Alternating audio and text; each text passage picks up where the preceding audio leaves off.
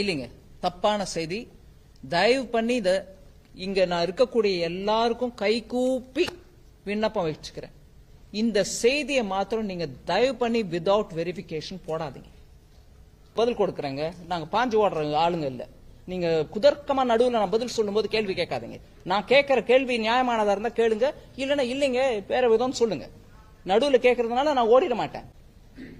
ஆனா கேந்திரிய வித்யாலயா அட்மிஷனுக்கு ஒவ்வொரு எம்பியும் வந்து கேட்டாங்க என்கிட்ட. என் தொகுதி மக்கள் கேட்கறாங்க, கொஞ்சம் கொடுங்க. ஏங்க ஐயோ நீங்களா, நீங்க அந்த கட்சியை சேர்ந்தவர் இல்ல, ஹிந்தி ஸ்கூலு கேந்திரிய வித்யாலயா என்கிட்ட ஏன் கேட்கறீங்கன்னு கேட்டிருக்கேன், முகம் மீத கேட்டிருக்கேன். இல்லைங்க எங்க தொகுதி மக்கள் கேட்கறாங்க. அப்போ தொகுதி மக்களுக்கு மாத்திரம் கேவி குவாய்ட்டா நீ வாங்கிட்டு போயிடுவேன். ஆனா வெளியில பிரச்சாரம் பண்றோம் கேவி கேந்திரிய வித்யாலயா ஹிந்தி திணிப்பு. என்ன ஹிப்போக்ரசி இது? நீங்க போய் யார கேட்கணுமோ கேளுங்க.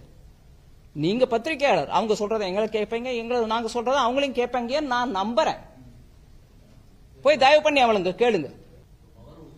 இருங்க, நீங்க உடனே தடுக்கல பாஞ்சா பாய்க்கு பாய்க்கிற கதை என்கிட்ட விடாதீங்க. தயவு பண்ணி இருங்க, ஒரு நிமிஷம் முழுமையா கேட்டுட்டு அப்புறம் பேசுங்க. ஹோம் மினிஸ்டர் போய் 3 நாள் இருந்தாருன்னு நான் சொல்றேன், பவர்ல இருக்கிறவங்க தான். ஆனா இந்த கேள்வி குதர்க்கமா கேட்கறவங்க, உங்களை சொல்ல நான் கேட்கறவங்க, அவங்களை நீங்களும் திருப்பி கேட்கணும். அதான் ஜனரஞ்சகமா பேசுறது கோயம்புத்தூர்ல நிறைய பேர் இருக்காங்க, நீங்களும் ஒருத்தரதுல. எல்லா மாநிலங்களுக்கும் சென்று அங்க இருக்கக்கூடிய கட்சி தொண்டர்களுடன் சேர்ந்து மெம்பர்ஷிப் பார்ட்டிசிபேட் பண்றோம். அதுல செப்டம்பர் 2லேருந்தே டோர் டு டோர் போய் மெம்பர்ஷிப் செய்யறது ஒரு முறை. அதை தவிர வாட்ஸ்அப் மூலமாவோ இல்ல டோல் ஃப்ரீ நம்பர் மூலமாவோ இல்ல வெப்சைட் மூலமாகவோ தனிநபர் மெம்பர்ஷிப்ல சேர முடியும். இதை தவிர கட்சி பிரிண்டட் ஃபார்ம்ஸோட இல்ல அந்தந்த வீட்டுக்கோ இல்ல ஒரு இடத்துக்கோ போய் மெம்பர்ல சேர்க்கறதுக்கான முயற்சி செய்யறாங்க. அதுல பாகமா தான் இன்னைக்கு நான் கோயம்புத்தூர்ல சூலூர் பக்கத்துல போய் மெம்பர்ஷிப் டிரைவ்ல பார்ட்டிசிபேட் பண்ணேன். அதை தவிர ஒரு மேஜர் சிஎஸ்ஆர் ட்ரிவன் ப்ரோக்ராம் ஒன்று, பெண்களுக்கு தையல் மிஷின் வழங்கும் ஒரு சிஎஸ்ஆர் ட்ரிவன் ஆக்டிவிட்டி நேற்றுக்கு இன்னைக்கு காலையில் வானதி அம்மா அவங்க தொகுதியில் வச்சிருந்தாங்க. அவங்க தொகுதியை சேர்ந்தவங்க மட்டும் இல்லாமல் கொஞ்சம் வால்பாறை இல்லை கிணத்துக்கடுவா அந்த பக்கத்துலேருந்து இருக்கக்கூடிய பெண்களுக்கும் ட்ரைனிங்கும் ஏற்பாடு பண்ணி அவங்களுக்கு ட்ரைனிங்கும் கொடுத்துட்டு அதுக்கப்புறம் தையல் மிஷினும் கொடுத்துருக்காங்க. அந்த ட்ரைனிங் செஞ்சவங்களும் இன்னைக்கு வந்திருந்தாங்க. ஸோ இது 2 மேஜர் முயற்சிக்கோசமும், இதை தவிர முக்கியமாக பிரதானமாக பட்ஜெட்ல எம்எஸ்எம்இ சிறு குறு மத்திய ரகமா இருக்கக்கூடிய தொழில்களுக்கு இந்த பட்ஜெட்ல விசேஷமா 7 டிஃபரெண்ட் பாயிண்ட்ஸ் கொடுத்திருக்கோம். இந்த எம்எஸ்எம்இ ஒவ்வொன்றுக்கும் கொடுக்கப்பட்ட இந்த பட்ஜெட்லேருந்து வந்திருக்கக்கூடிய இந்த 7 அம்சங்களை எடுத்து எம்எஸ்எம்இ கிளஸ்டர்ல போய் சொல்லணும் அப்படின்னு ஒரு முயற்சி ஆரம்பிச்சேன். அது உதய்பூருக்கு முதல்ல போனோம். எம்எஸ்எம்இ மினிஸ்டரும் என்னோட வந்திருந்தார் அந்த மீட்டிங்ல. உதய்பூர்ல ஒரு பெரிய கிளஸ்டர் இருக்கு, அது ராஜஸ்தான், சவுத் ராஜஸ்தான்ல இருக்குங்க. அப்படியே ஒவ்வொரு கிளஸ்டருக்கும் போகணும்னு விரும்பி நான் இந்த முயற்சி ஆரம்பிச்சேன். அதை தவிர சிட்பி, அதாவது small industries development bank of India, MSME கோசம் ஏற்படுத்தப்பட்ட பேங்க். அவங்க டைரக்டா எம்எஸ்எம்இஸ்க்கு பணம் கொடுக்கலாம், இல்ல மீதி இருக்கக்கூடிய பேங்க்ஸ் மூலமா கூட எம்எஸ்எம்இக்கு ஃபண்ட் பண்ணலாம். அந்த நிறுவனத்தை பத்தியும் பட்ஜெட்ல நாங்க சொல்லியிருந்தோம்.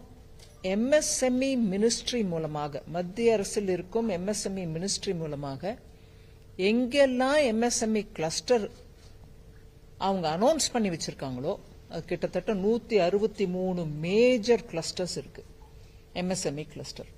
அந்த எம்எஸ்எம்இ கிளஸ்டர்லயே சிட்பி பேங்க் ஓபன் பண்றதுக்கான முயற்சி செய்து அதன் மூலமாக சிறு குறு தொழிலை நல்லா புரிஞ்சுக்கிட்டு அவங்களுடைய பணம் வரவு செலவு அந்த சைக்கிளையும் புரிஞ்சுக்கிட்டு அவங்களுக்கு பணம் லெண்ட் பண்றதுக்கு சிட்பி டைரக்டா பண்ணினா அனுகூலமா இருக்கும்.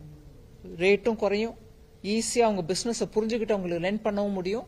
அதனால சிட்பி கூட அந்த 7 அம்சங்கள்ல ஒரு அம்சம் பட்ஜெட்ல சொன்னது MSME கோசம் வெளியிடப்பட்ட தகவல்ல 7ல 1 சிட்பி எங்க MSME கிளஸ்டர்ஸ் இருக்கோ அங்க பிரான்ச் ஓபன் பண்ணும் அப்படின்னு.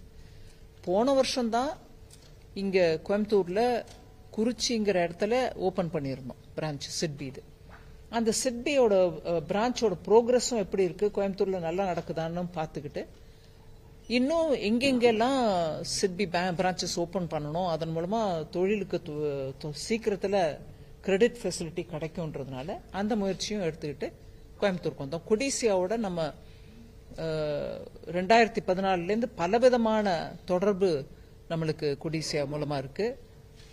அட்டல் இன்னோவேஷன் மிஷன் இங்க தான் ஆரம்பிச்சோம். டிஃபென்ஸ் ஹப் இங்க தான் எஸ்டாப்ளிஷ் பண்ணோம். அதுக்கப்புறம் அவங்க ஐடெக்ஸ் மூலமா எத்தனையோ ஸ்டார்ட் அப்ஸ்க்கு உதவிக்கரங்கள் கொடுத்திருக்காங்க. அதுலயும் சிட்பியோட பங்கு இருக்கு. அதனால கொடிசியா நேத்திக்கு மீட்டிங் ஏற்பாடு பண்ணியிருந்தாங்க. அதில் நல்ல தொழிலதிபர்கள் நிறைய பேர் வந்திருந்தாங்க. அவங்களுக்கு இருக்கக்கூடிய ப்ராப்ளம்ஸ் விசாரிக்கணும்னு ஒரு முயற்சி செய்தோம். அதுவும் முதல் முறையா கோயம்புத்தூர்ல அந்த முயற்சி செய்தோம். மினிஸ்டர் எல்லார்கிட்ட மெமராண்டம் வாங்கிட்டு போறது ஒரு முறை, அங்க டெல்லியில போய் அதை பரிசீலனை பண்ணி என்ன மாதிரி நடத்திட்டு போனோன்றத ஒரு பழக்கமா எல்லாரும் வச்சிருக்கு. நல்லது. இந்த முறை ஒரு சின்ன எக்ஸ்பெரிமெண்ட் கோயம்புத்தூர் கோசம் பண்ணோம். அந்தந்த டிபார்ட்மெண்ட்டை அவங்க அதிகாரிகளை மந்திரி வரதுக்கு முன்னாடியே வர சொல்லி அந்த மெமராண்டம் எல்லாத்தையும் வாங்கிக்கிட்டு முடிஞ்ச வரைக்கும் அவங்களுக்கு அவங்க சந்தேகத்துக்குரிய பதில்களையும் கொடுத்துட்டு, அதை தவிர கொஞ்சம் வேற ஏதாவது டிசிஷன் எடுக்க வேண்டிய விஷயம் இருந்துச்சுன்னா அதெல்லாம் கலெக்ட் பண்ணிக்கிட்டு அவங்க அது மேல இன்னும் கிளியரா அவங்களே காதால கேட்டாங்கன்றதுனால அந்த பாலிசியை ஏற்படுத்துற சமயத்துல அவங்களால புரிஞ்சுக்க முடியும் நம்மளுடைய கோரிக்கைகளை அப்படிங்கிற அந்த எண்ணத்தோட 8 குரூப்ஸ், அதாவது GST, customs, income tax, textiles, leather அப்படின்னு ஒரு 7-8 குரூப், அதை தவிர ஒரு bank, 2 major banks, public sector பேங்கோட சிஎம்டிஸும் வந்திருந்தாங்க. அவங்க நான் அந்த கொடிசியா மீட்டிங் போறதுக்கு முன்னாடி எனக்கு கம்ப்ளீட்டா ஒரு பிரீஃபிங் கொடுத்தாங்க. கிட்டத்தட்ட 1 hour 10 minutesக்கு பிரீஃபிங் எடுத்துக்கிட்டேன்.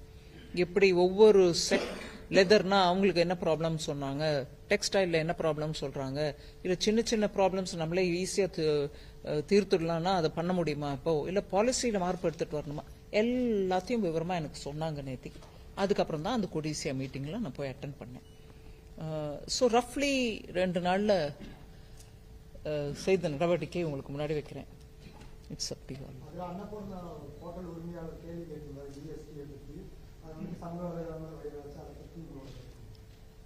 அவங்க ஜிஎஸ்டி பத்தி கூட அதிகாரி அனுப்பியிருந்தாங்க. ஜிஎஸ்டி அதிகாரி கிட்ட அவரும் அவங்க தரப்புல, அந்த ஹோட்டல்கள் தரப்புல அவங்களும் அந்த அவங்களோட ரிக்வெஸ்ட் மெமராண்டம் கொடுத்திருந்தாங்க. அவர் கேள்வி கேட்கல, பன்னுக்கு இப்படி ரேட்டு, பன்னுக்கு டாக்ஸ் இல்லைங்க, ஆனா பன்ல கிரீம் போட்டு கொடுத்தா அது வேற ரேட்டா இருக்கு, இதெல்லாம் எங்க கம்ப்யூட்டரால ஏத்துக்க முடியல, கம்ப்யூட்டரே திணறுதுன்னு ரொம்ப ஜனரஞ்சகமா பேசினார். ஜனரஞ்சகம்ன்ற வார்த்தை இப்ப தமிழ்ல புழக்கத்துல இருக்கோ இல்லையோ தெரியல, ஆனா காதால கேட்கறவங்களுக்கு ஆஹா அப்படின்ற மாதிரி பேசினாங்க. தப்பு ஒண்ணு இல்ல, அவரோட ஸ்டைல்ல அவர் பேசுறாரு. ஆனா எங்க டீடைல்ஸ் ஒரு குரூப் ஆஃப் மினிஸ்டர்ஸே கிட்டத்தட்ட 1 வருஷமா அதுல டீடைல்டா ஐட்டம் பை ஐட்டம் எதுக்கு எங்க என்ன ரேட்டு போடணும்ன்றத அமைச்சர்களின் குழுமம் ஒன்று டீடைல்டா ஆராய்ச்சி பண்ணுது.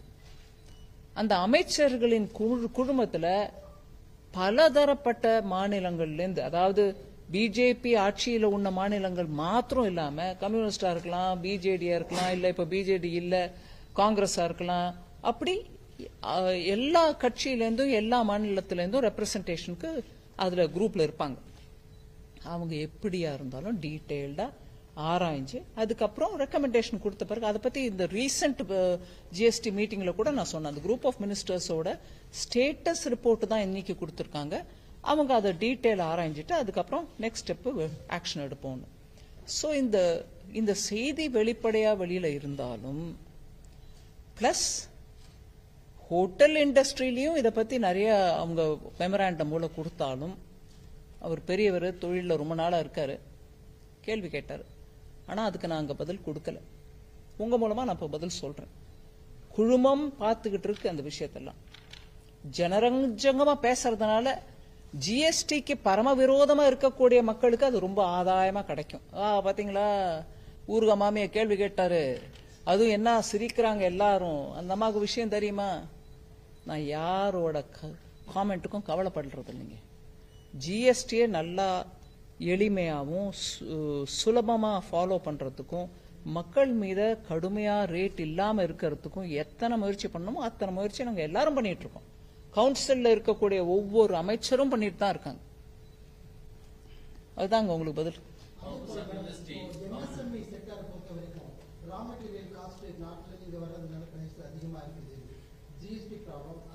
இருங்க, ஜிஎஸ்டி என்ன ப்ராப்ளம்ங்க? எதுல? இல்ல இல்ல இல்லைங்க, அவர் ரா மெட்டீரியல் சொல்றாருங்க. ஒரு நிமிஷம் வரேன், ஒரு நிமிஷங்க.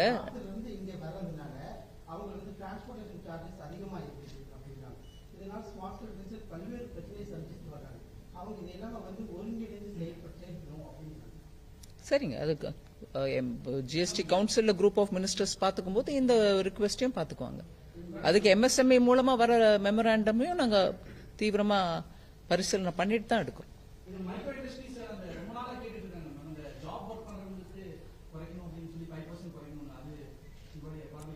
அது என்னோட பார்வைன்றது தனிப்பட்ட பார்வை ஒண்ணுமே இல்லைங்க. ஜிஎஸ்டியை பத்தி தயவு பண்ணி தமிழ்நாட்டில் இருக்கக்கூடிய சீனியர் பத்திரிகையாளர்கள் ஒரு விஷயம் புரிஞ்சுக்கணும். நம்மளுக்கு ரொம்ப உபயோகமா இருக்கு எல்லாத்தையும் உடனே சோசியல் மீடியால, உங்களை நான் சொல்லல, சோசியல் மீடியால போடுறதுனால உடனே பாத்தீங்களா ஜிஎஸ்டி மோடி எடுத்துட்டு வந்தாரு, மோடி தான் போட்டு இங்க எல்லாரையும் கஷ்டப்படுத்துறாரு, தமிழ்நாடு ஒரு மிடில் கிளாஸ் ஸ்டேட், இங்க இருக்கிற தொழில்கள்லாம் சின்ன சின்னது, அதை போட்டு தமிழ்நாட்டிலேருந்து மந்திரி கூட அங்க ஒரு உறுப்பினரா இருக்கார். ஒவ்வொரு மாநிலத்தோட அமைச்சர்களும் பைனான்ஸ் மினிஸ்டரும் அதுல உறுப்பினர். எந்த ஒரு டிசிஷனும், நான் ரிப்பீட் பண்றேன் உங்களுக்கு, இந்த 7 வருஷத்துல எந்த ஒரு டிசிஷனும் எதிர்ப்புக்கு இடையே பாஸ் ஆகல, கன்சென்சஸ்ல பாஸ் ஆயிருக்கு. அதாவது ஒரு நபர் கூட அதற்கு எதிர்மறையா பேசின மாதிரி ஒரு டிசிஷன் நாங்க எடுக்கல. எடுத்த டிசிஷன் எல்லாரும் ஒத்துக்கிட்ட டிசிஷன் தான். ஒரே ஒரு முறை லாட்டரி பத்தி பேசிட்டு இருந்த போது முன்னாடி இப்ப இருக்கிற அமைச்சர் கூட இல்லைங்க, கேரளா அமைச்சர் ஒருத்தர், இல்ல எங்க ஸ்டேட்ல நாங்க இப்படிதான் டாக்ஸ் பண்ணுவோம், எங்களுக்கு ஹையஸ்ட் ரேட் 28 தான் இருக்கணும், இல்ல எங்களுக்கும் அதிகாரம் இருக்கணும், ஏதோ ஒரு ஆர்குமெண்ட் வந்துச்சு. அப்ப ஒரு சமயம் தான் அவரு, நாங்க எல்லாரும் ஒத்துக்கிட்டோம், அவர் இல்லைங்க என்னால ஒத்துக்க முடியாது, நீங்க என்னோட டிசென்ட்டை ரெக்கார்டு பண்ணிக்கங்க, ஆனா நடக்கட்டும் அப்படிங்கிற மாதிரி விட்டார். அதை தவிர இன்னைக்கு தேதி வரைக்கும் அது ரேட் விஷயமாகட்டும், இல்ல இம்ப்ளிமெண்டேஷன் ப்ராப்ளம்ஸா இருக்கட்டும், இல்ல ஒரு ஸ்டேட் இன்னொரு ஸ்டேட் விஷயமா இருக்கட்டும், என்ன டிசிஷன் எடுத்தாலும் ஜிஎஸ்டியில எல்லாரும் சேர்த்து தான் எடுக்கிறோம். அதுல அந்த கவுன்சில் அமைச்சர்கள் உட்கார்ந்துருக்கும் போது மாத்திரம் இல்ல, அந்த விஷயம் 3-4 லேயர் தாண்டி வருது. ஃபிட்மெண்ட் கமிட்டி, லீகல் கமிட்டி எல்லாரும் பரிசீலனை பண்ணிட்ட பிறகுதான் எடுத்துட்டு வராங்க. அந்த கமிட்டியிலயுமே அதிகாரிகள் மாநிலத்திலிருந்தும் மத்திய அரசுல இருந்தும் இருக்காங்க. சோ அங்க யாரும் எந்த ஒரு மந்திரியும் தனிநபரா டிசிஷன் எடுக்க முடியாது. அதனால தயவு பண்ணி ஜிஎஸ்டி பத்தி எழுதுற நீங்கள்லாம் ரொம்ப சீனியர் பத்திரிகையாளர்கள் விஷயத்தை கொஞ்சம் இன்னும் கொஞ்சம் படிச்சுக்கிட்டு தயவு பண்ணி ரிப்போர்ட் பண்ணுங்க. யார் கேக்குறாங்க?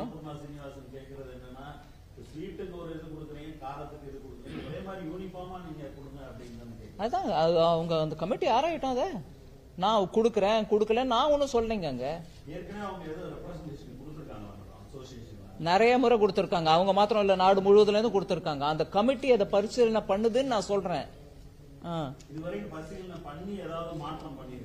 நிறைய மாற்றத்துக்கும் இப்ப கூட லேட்டஸ்ட், உங்களுக்கு எல்லாம் இந்த லேட்டஸ்ட் விஷயத்து மேல ஒரு பற்று இருக்குன்றதுனால உதாரணத்துக்கு சொல்றேன், மெடிக்கல் இன்சூரன்ஸ், அது மேல ஐயா எங்க ஹெல்த்துக்கு மேல இன்சூரன்ஸ் எடுக்கிறோம், அது மேல போய் நீங்க ஜிஎஸ்டி போடுறீங்களே அப்படிங்கிறாங்க. நான் பார்லிமெண்ட்லயும் இதே கேள்வி கேட்டேன், ஜஸ்டிஃபை பண்ணி கேட்கல, அட் த சேம் டைம் இது ரைட்டு தப்புன்னு கூட சொல்ல. எல்லா மாநில கட்சிகளும் எதிர்கட்சிகளா இருக்கக்கூடியவங்க, பிஜேபிக்கு எதிர்கட்சியா இருக்கிறவங்க எல்லாரும் மாநில மக்களவையில மோடி அரசு எப்படி நீங்க மெடிக்கல் இன்சூரன்ஸ்ல டாக்ஸ் போட்டுட்டீங்க? நம்ம புரிஞ்சுக்கிறதுக்கு சொல்றேன். ஜிஎஸ்டி வரதுக்கு முன்னாடியில இருந்து மெடிக்கல் இன்சூரன்ஸ்ல டாக்ஸ் இருந்திருக்கு. ஜிஎஸ்டி வரதுக்கு முன்னாடியிலேருந்தே ஒவ்வொரு மாநிலத்திலையும் மெடிக்கல் இன்சூரன்ஸ்ல டாக்ஸ் இருந்திருக்கு. அது அப்படியே சப்சியூம் ஆச்சு, இங்கே ஜிஎஸ்டி ஆயிடுச்சு. அது சரி, இங்க ஜிஎஸ்டி வந்த பிறகு குறைச்சிருக்கு ரேட் பல விதத்துல. பட் ஜிஎஸ்டி வந்த பிறகு மெடிக்கல் இன்சூரன்ஸ் அது நீங்க குறைக்கலாம் இல்ல? இப்போ சரிங்க, மந்திரிகள் எல்லாரும் ஒத்துக்கிட்டோம். இந்த தரம் சர்ச்சைக்கும் வந்துச்சு. சர்ச்சைக்கு வந்த போது சில மாநிலங்கள் சொன்னாங்க, நீங்க யாருக்கு கொடுக்கணும், தனிநபர் மெடிக்கல் இன்சூரன்ஸ் கொடுக்கணுமா இல்ல குரூப் இன்சூரன்ஸ்க்கு மெடிக்கல் இன்சூரன்ஸ்க்கு டாக்ஸ் இல்லாம பண்ணணுமா? சில பேர் சொன்னாங்க, இல்லைங்க இது 18ல இருந்து 12 பண்ணலாமா இல்ல எப்படி, அதையும் விசாரிக்கணும், டிஸ்கஸ் பண்ணுங்க. சில பேர் சொன்னாங்க, சீனியர் சிட்டிசன்ஸ்க்கு மாத்திரம் கொடுத்தா போருமா இல்ல எல்லாருக்கும் கொடுக்கணுமா? எங்க மந்திரிங்க இவ்வளவு கேள்வி கேட்கறாங்க, அது எல்லாருக்கும் பதில் கொடுத்து, எல்லாரும் அவங்களுக்கு பதில் கொடுத்து, கமிட்டி அவங்களுக்கு பதில் கொடுத்து, அதுக்கப்புறம் மந்திரிகள் ஆலோசனை பண்ணி சரி நம்ம இப்படி பண்ணலாம் அப்படின்னு ஒரு கன்க்ளூஷனுக்கு வந்த பிறகு டிசிஷன் எடுப்பாங்க. இத உடனே நம்ம அவங்க பார்லிமெண்ட்ல கேட்ட உடனே நாங்க பதில் கொடுத்து நாங்க உடனே குறைக்கல அப்படிங்கறது நம்ம யாரும் ஒன்னும் சொல்ல முடியாது. அந்த கவுன்சில் இருக்கிற எல்லாருக்கும் வாக்கு இருக்கு, எல்லாருக்கும் பேசுறதுக்கு உரிமை இருக்கு, எல்லாருக்கும் ஓட்டதிகாரம் இருக்கு. ஆனா இப்ப வரைக்கும் ஓட்டை பயன்படுத்தாம பொதுப்படையா எல்லாரும் ஒத்துக்கிட்டு சுமூகமா நடந்துட்டு இருக்கிற அந்த கவுன்சில். அதனாலதான் இப்போ ஒரு நிமிஷம் எல்லாருக்கும் நான் கேள்விக்கு பதில் கொடுக்கிறேன். அதனாலதான் இப்போ இந்த விஷயமும் நான் உதாரணத்துக்கு எதுக்கு சொன்னேன்னா, இப்ப ஏற்பட்ட ஒரு விஷயம் மெடிக்கல் இன்சூரன்ஸ் பார்லிமெண்ட்ல இத்தனை எழுப்பின பிறகும் அப்படிங்கும்போது கமிட்டி ஆலோசனை பண்ணிக்கிட்டு அதுல எல்லா கட்சிக்காரங்களும் இருக்காங்க, பதில் வரட்டும், அதை இம்ப்ளிமெண்ட் பண்றோம். அதனால இப்ப இந்த விஷயத்துல உப்பு காரம் இனிப்பு எல்லாத்துக்கும் டாக்ஸ் என்ன இது முடிவு எடுக்க முடியாத இத்தனை நாளா கொடுத்திருக்காங்க. வேல்யூ ஆடட் ப்ராடக்ட் அப்படின்னு வரும்போது அதுவும் கச்சாவா இருக்கிற ப்ராடக்ட்டுக்கும் ஒரே ரேட்டா அப்படின்னும் கேக்குறாங்க. அது அங்க ஃபுல் டிஸ்கஷன் ஆன பிறகு ஒரு டிசிஷன் எடுப்பாங்க.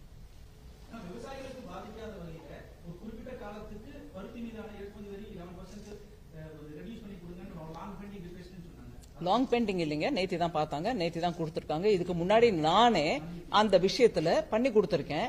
அதுவுமே விவசாயிகளுக்கு பாதிக்காம ஒரு பர்டிகுலர் காலகட்டத்துல அந்த பருத்தி பயிர் வெளியில வராத காலகட்டத்துல கொடுங்கன்னு சொல்லி அப்ப பண்ணி கொடுத்திருக்கோம். இப்ப திருப்பி அதே மாதிரி பண்ணி கொடுங்கன்னு இப்பதான் கேட்கும். ரொம்ப நாளா இல்ல, இப்பதான் சீசன் கூட இப்ப இல்ல. அதான் பார்க்கலாம். அது சிர்ஃப் எங்களோட மினிஸ்டர் இல்ல, எல்லாரையும் கேட்கணும் இல்லைங்களா?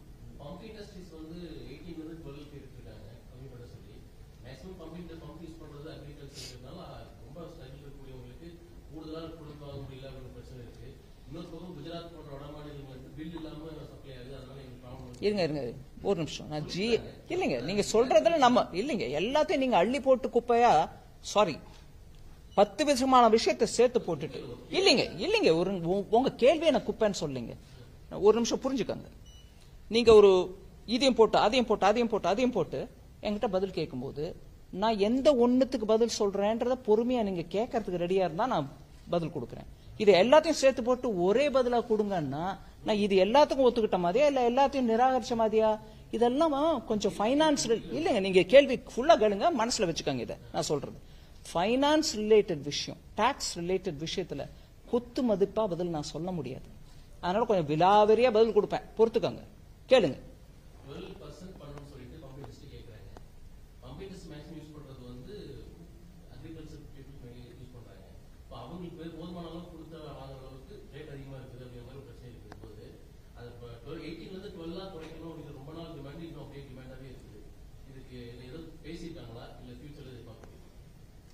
மீதி ஸ்டேட்ல இல்லீகலா ஜிஎஸ்டி இல்லாம விற்கிறாங்க, அதனாலையும் கூட இம்பாக்ட் ஆகுதுன்ற ஒரு விஷயத்தை நீங்க சேர்த்தீங்க இல்லீங்களா?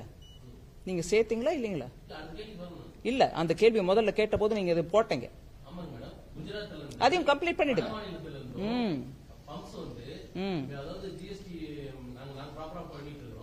ஆனா பில் கலெக்ஷன்ல வருது, அதனால இது ஒரு ப்ராப்ளம் இருக்குங்கிற விஷயத்தை பப்ளிக் ஜஸ்டிஸ் சொல்லிருக்காங்க. இது தடுக்கிறதுக்கு நடவடிக்கை எடுக்கப்பட்டிருக்கு. வேற இதோட சம்பந்தப்பட்ட கேள்வி ஒண்ணு இருக்கா இல்ல விஷயம் இருக்கா? இல்லைங்கல்ல, சொல்றேன். அதனாலதான் நான் சொன்னேன், அம்சம் ஒவ்வொரு அம்சத்தையும் இதுல சேர்க்கறீங்க. ஜிஎஸ்டியை பொறுத்த அம்சத்துல நான் பதில் கொடுக்க முடியும். ஜிஎஸ்டிக்கு தவிர வெளி அம்சங்களால இவங்களுக்கு அஃபெக்ட் ஆகுதுன்னா எஸ், ஐ அண்டர்ஸ்டாண்ட் தட். அது மேல கண்ட்ரோல் நான் இல்ல. அது மேல ஜிஎஸ்டி கண்ட்ரோல் பண்ண முடியாது. இல்லீகலா யாரோ பண்றாங்கன்னா அந்தந்த ஸ்டேட்ல அதுக்கு மேல நடவடிக்கை எடுக்கணும். இப்ப தமிழ்நாட்டுல உங்களுக்கு உதாரணத்துக்கு திருப்பி சொல்றேன், கோவில்பட்டி, அந்த விருதுநகர், அந்த பக்கத்துல இருக்கக்கூடிய சிவகாசி, அங்க இருக்கிறவங்களுக்கு, இந்த தீப்பெட்டி தொழில இருக்கிறவங்களுக்கு ஒவ்வொரு வருஷமும் ப்ராப்ளம் வருது. என்ன மாதிரி ப்ராப்ளம் வருதுங்க? சைனால இருந்து சீப் இம்போர்ட் வந்துருது, நாங்க எங்களால பண்ண முடியல, சரி இம்போர்ட் மேல நாங்க டியூட்டி போட்டுறோம் அப்படின்னு போடுறோம். டியூட்டி போட்ட பிறகும் வருது. அவங்களே தான் சொல்றாங்க, எங்க இருந்து வருதுங்க, இப்படிதான் யாரையாவோ இம்போர்ட் பண்ணிக்கிறாங்க அப்படின்னு. அந்த இம்போர்ட் பண்றது நான் போர்ட்ல தடுத்து நிறுத்த முடியும், தடுத்து நிறுத்துறேன். ஆனா அந்த கண்டெய்னர் வேற ஏதோ மேல பஞ்சு, நூலு, இல்ல பிளாஸ்டிக், இல்ல ஏதோ ஒரு சாமான் வச்சுட்டு அடியில் இதை வச்சு எடுத்துட்டு வராங்க. அதை அப்புறம் எடுத்துட்டு வந்த பிறகு சிகரெட் லைட்டரை இங்க ஜாயின் பண்ணிக்கிறாங்க, லைட்டரை விற்கிறாங்க. அதன் மூலம் தீப்பெட்டி தொழிலுக்கு நிறைய ரோதனை நடக்குது. இப்ப நான் கஸ்டம்ஸை பத்தி நான் பதில் சொல்ல முடியும் தீப்பெட்டிக்காரங்களுக்கு, இல்லைங்க நான் டியூட்டி இன்க்ரீஸ் பண்றேன், உங்களுக்கு நஷ்டம் ஆகக்கூடாது.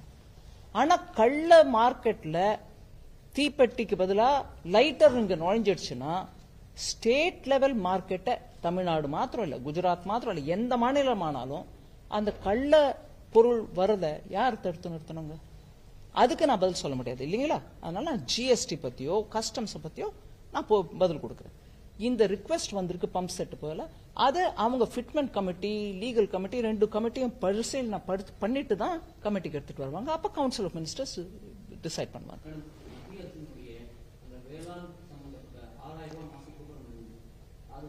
தமிழ்நாட்டை பொறுத்த வரைக்கும் விவசாயிகளுடைய எண்ணிக்கைக்கு தகுந்த மாதிரி இல்லை, நிறைய பட்டியலில் வந்து விவசாயிகளுக்கு கிரியேட் பண்ணாமல் விட்டாங்க அரசாங்கத்தில் அப்படின்றாங்க.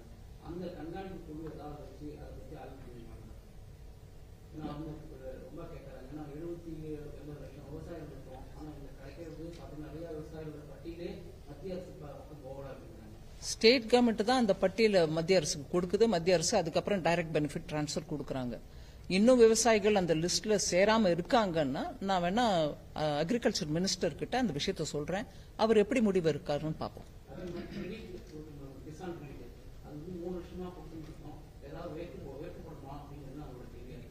நான் கேட்கறேங்க, அக்ரிகல்ச்சர் மினிஸ்டர் தான் கேட்கணும்.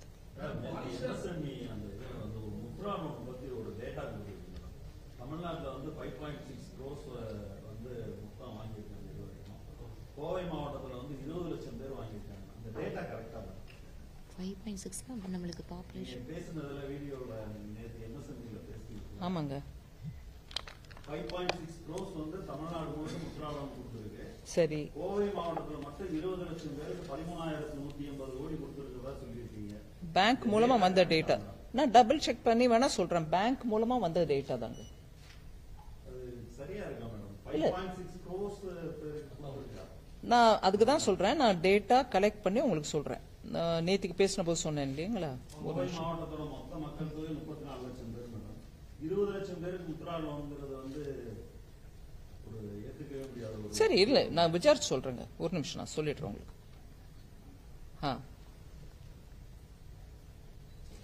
ஆல் இண்டியா முத்ரா நான் திருப்பி சொல்றேன், நேற்று சொன்னதே 49.5 crore அக்கவுண்ட்ஸ், அவங்களுக்கு 29.76 lakh crores கொடுத்திருக்கோம். lakh crores 29.76 lakh crores, அதாவது 29 லட்சம்னு வச்சுக்கோங்க, இல்ல 30 லட்சம் வச்சுக்கோங்க, கோடி கொடுத்திருக்கோம் all India. Tamil Nadu Mudra account number சொல்றேன், அக்கவுண்ட்ஸ் 5.6 crore தமிழ்நாட்டில் முத்ரா அக்கவுண்ட்ஸ். அதுல 3 லட்சம் கோடி டிஸ்பர்ஸ் ஆயிருக்கு. கோயம்புத்தூர் கொடுத்தது 20 லட்சம், 20 lakh plus Mudra accounts, 20.5 lakhs அப்படி இருக்கும். நான் டெசிமல் பாயிண்ட் இதுல போடல, 20 lakh பிளஸ். 20 லட்சம் சில்ட்ரன் வச்சுக்கோங்க, 20 பாயிண்ட் சம்திங், 20 லட்சம் முத்ரா அக்கவுண்ட், அவங்களுக்கு 13,180 கோடி ரூபாய் டிஸ்பர்ஸ் ஆயிருக்கு கோயம்புத்தூருக்கு மாத்திரம். அதுதான் சொன்னாங்க நேற்று ராத்திரி. அதை நான் வேணா விசாரிச்சு சொல்றேன். நான் கேட்டு சொல்றேன், உங்களுக்கு கேட்டு சொல்றேன். வெரிஃபை பண்ணிருப்பாங்க.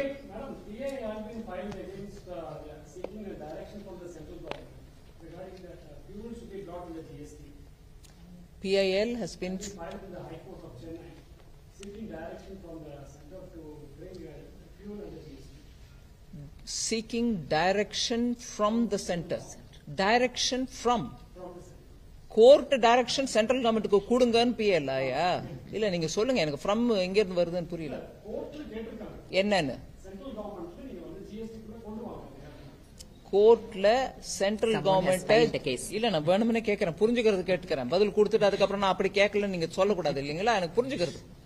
கோர்ட்ல PIL போயிருக்காங்க, கோர்ட்ட மத்திய அரசுக்கு ஒரு ஆணை கொடுங்க, GSTல பெட்ரோல் எடுத்துட்டு வாங்கன்னு. கோர்ட்ல விஷயம் எப்படி போச்சு எனக்கு தெரியாது, ஆனா அதுல இருந்து செப்பரேட்டா நான் சொல்றேங்க. GSTல பெட்ரோல் டீசல் ஆல்ரெடி இருக்குது. GST லான்ச் பண்ண போதே அந்த சட்டத்துல பெட்ரோல் அண்ட் டீசலுக்கு எனேபிளிங் ப்ரொவிஷன் அப்படின்னு சொல்லுவாங்க, எனேபிளிங் ப்ரொவிஷன் கொண்டுட்டாங்க. அதாவது எல்லா மாநிலங்களும் ஒத்துக்கிட்டு பெட்ரோலும் டீசலும் GSTக்கு வரணும்னு சொன்னப்போ எவ்வளவு ரேட்ல வரணும்ன்றத GST கவுன்சில் முடிவு பண்ண உடனே சட்டத்துல மாறுதல் அப்ப பண்ண தேவையில்லை, அதுக்கு முன்னையே நாங்க மாறுதல் பண்ணி வெயிட் பண்ணிருக்கோம், நீங்க கொடுங்க. GST கவுன்சில்ல எல்லாரும் ஒப்புதல் கொடுத்து இந்த ரேட்ல போடுங்கன்னு அந்த ரேட்டை சட்டத்துல சேர்த்துருவோம். அதனால எங்க சைட்ல இருந்து GSTக்கு ஆல்ரெடி எனேபிளிங் பண்ணிட்டோம். பெட்ரோல் டீசல் எப்ப வேணா வரட்டும். ஸ்டேட்ஸ் ஒத்துக்கிட்டு GST கவுன்சில்ல இப்ப நம்ம பிரெட்டுக்கு பன்னுக்கு ரேட் இல்ல எக்ஸாம் பண்ணிட்டோம், கிரீமோட இருக்கிற பன்னுக்கு இவ்வளவு அப்படின்னு நம்ம சொல்றோம் இல்லைங்களா? அந்த மாதிரி பெட்ரோலுக்கும் டீசலுக்கும் சொன்ன உடனே அது வந்துடும்.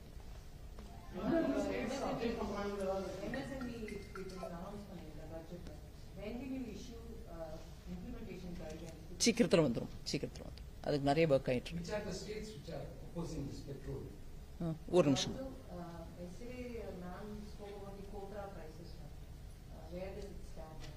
What about it now?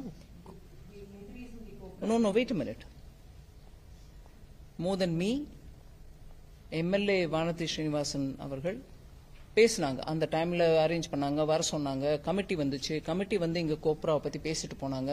போன பிறகு அங்க கோப்ரா வேலைக்கு என்ன பண்ணணும்ன்றத பத்தி பேசிட்டு இருந்தாங்க. இன்னைக்கு தேதிக்கு ஃப்ரெஷ்ஷா என் கையில ஒன்னும் இல்ல. அப்ப கதையை சொல்லிட்டு இருந்தாங்க, நானும் அதை ஒத்துக்கிட்டேன். சொல்லுங்க. Well, I don't know if any state has come forward to say just put it in.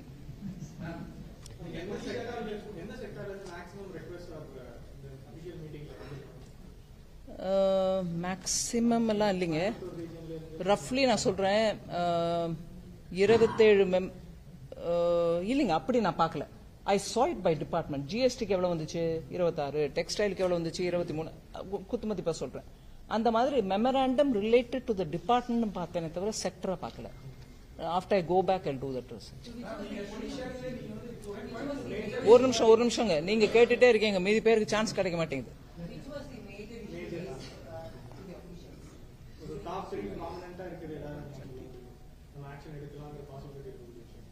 இல்ல ஆக்ஷன் எடுக்கலாம்னா எல்லாத்துலயுமே ஆக்ஷன் எடுக்க முடியும்.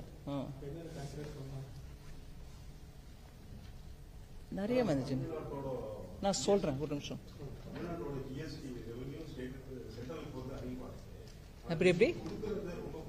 இல்ல ஒரு தடவை திருப்பி சொல்லிடுங்க, நான் புரிஞ்சுக்கிறேன். இப்பெல்லாம் ரொம்ப ரொம்ப ஜாக்கிரதையா பேசுற மாதிரி இருக்குங்க.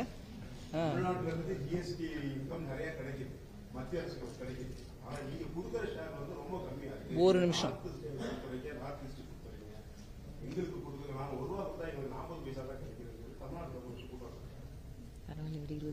எனக்கு தமிழ்நாடு கவர்மெண்ட்ல யாரு குற்றம் சாட்டுறாங்கன்னு தெரிஞ்சுக்கணும். ஏன்னா சும்மா வம்பு கேட்கல. கவர்மெண்ட்ல இருக்கிறவங்களே இப்பேற்பட்ட புரியாமையை வெளிப்படுத்துறாங்கன்னா எனக்கு பயமா இருக்கு. இப்போ பத்திரிகையாளர்களா நீங்க கேள்வி கேட்கறீங்க, என்ன அவங்க சொல்றதை நீங்க கேட்கறீங்க, தப்பு ஒண்ணும் இல்லைங்க. ஆனா ஜிஎஸ்டியில தமிழ்நாட்டுல வருவாய் நிறைய இருக்கு, மத்திய அரசுக்கு கொடுக்கறாங்க. முதல்ல அதே தப்பு. ஜிஎஸ்டிக்கு ஒரு கவுன்சில் இருக்கு, அது கான்ஸ்டிடியூஷனல் பாடி. கலெக்ட் பண்ற ஒவ்வொரு வரியும் 50% சென்டருக்கு 50% ஸ்டேட்டுக்கு போயிடுது. எங்களோட வர 50%ல திருப்பி 41% ஸ்டேட்டுக்கு போகுது. சோ நீங்க கால்குலேட் பண்ணிக்கங்க, 100 ரூபாயில கிட்டத்தட்ட 72 ரூபா ஸ்டேட்டுக்கு போயிட்டு இருக்கும்போது மத்திய அரசுக்கு எங்களுக்கு என்ன கொடுக்கறாங்க? இங்க ஜாஸ்தி கலெக்ட் பண்ணிக்கிட்டு நாங்க அதை எடுத்துட்டு போய் எங்க யாருக்கு கொடுக்கறோம்? வர 100 ரூபாயோட பங்கு ஆல்ரெடி கிளியரா எக்ஸ்பிளைன் பண்ணிட்டேனே. 50 ரூபாய் எங்களுக்கு வருது, 50 ரூபாய் உங்களுக்கு போகுது. எங்களுக்கு வர 50 ரூபாயுமே 41% அங்க ஸ்டேட்டுக்கு போகுதுங்க. சோ எங்களுக்கு மிஞ்சறது எவ்வளவு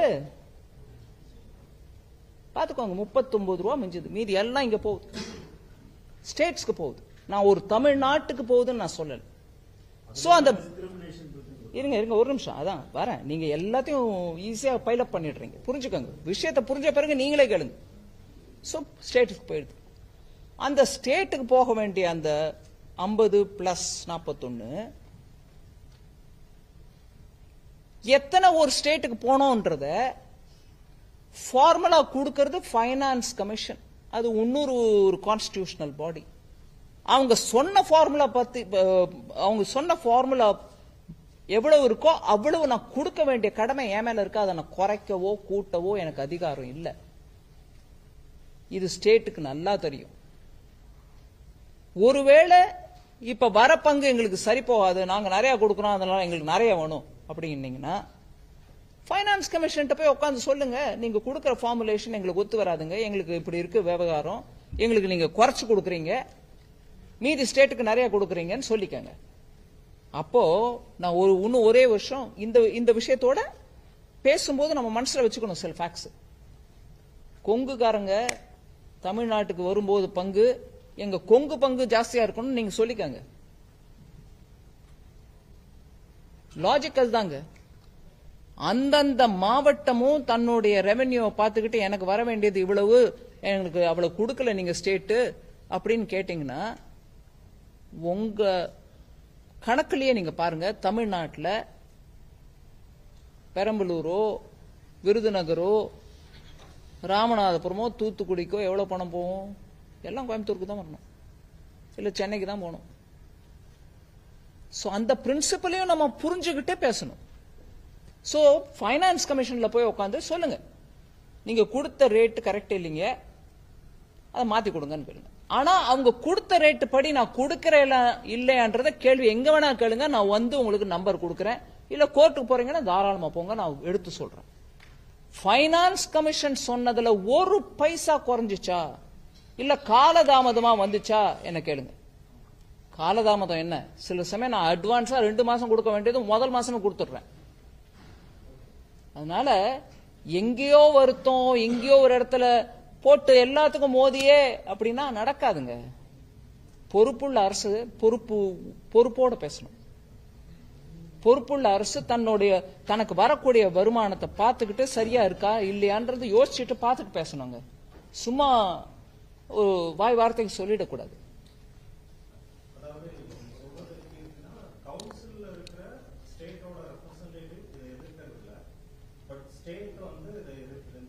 எதை நீங்க 2 விஷயத்தை மிக்ஸ் பண்றீங்க. கவுன்சில்ல ஜிஎஸ்டியை பத்தி விஷயம் பேசும்போது நான் கவுன்சிலுக்குள்ள எல்லா டிசிஷனும் கன்சென்சஸ்ல எடுக்கிறோம் அப்படின்னு தான் சொன்னேன். அது விஷயம் வேற. இப்ப நீங்க எல்லாம் கேட்கறது எந்த கேள்வி? இல்லைங்க ஒரு நிமிஷம். நீங்க கேட்கிற கேள்வி நான் புரிஞ்சுக்கிட்டதுக்கு நான் கொடுத்த பதிலையும் சொல்றேன். நீங்க ஜிஎஸ்டி பத்தி கேளுங்க, நான் திருப்பி சொல்றேன். மொத்தமா வரக்கூடிய டாக்ஸ் வருமானம் எங்களுக்கு நாங்க கொடுக்கிற டாக்ஸுக்கும் எங்களுக்கு வரக்கூடிய வருமானமும் சரியா இல்ல, எங்களுக்கு குறைச்சலா வருதுன்ற அந்த ஆர்குமெண்ட்ல ஜிஎஸ்டி வருமானமும் சொல்றேன், இன்கம் டாக்ஸும் டைரக்ட் டாக்ஸையும் சொல்றேன். நீங்க ஜிஎஸ்டி பத்தி கேட்க வேண்டியது கேளுங்க.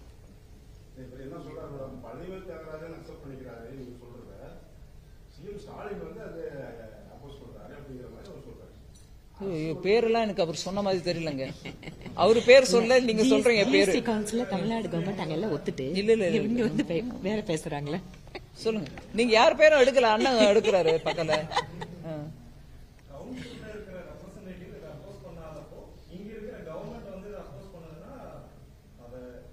கவுன்சில்ல ஐட்டமா பேசுறோங்க. இன்னைக்கு இந்த ஐட்டம் வந்திருக்குது, மெடிக்கல் இன்சூரன்ஸ் வந்திருக்கு, இல்ல பிரெட் பன்னு ஜாம் வந்திருக்கு, அந்த ஐட்டமா பேசிட்டு போறோம். அதுல யாருக்கு என்ன வேணும்? சில ஸ்டேட்ஸ் இருக்காங்க, சில விஷயம் அந்த ஸ்டேட்டுக்கு தான் பொருந்தும்.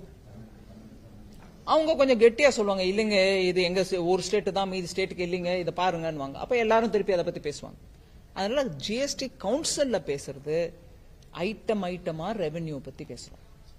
இங்க எனக்கு புரிதல் என்னன்னா, அதையும் ஒரு உதாரணமா எடுத்துக்கிட்டு மொத்தமா ஸ்டேட்டுக்கு வரக்கூடிய ரெவென்யூ பத்தியும் பேசுறாங்க. அதனாலதான் நான் ரெண்டையும் மிக்ஸ் பண்ணி உங்களுக்கு பதில் கொடுத்தேன்.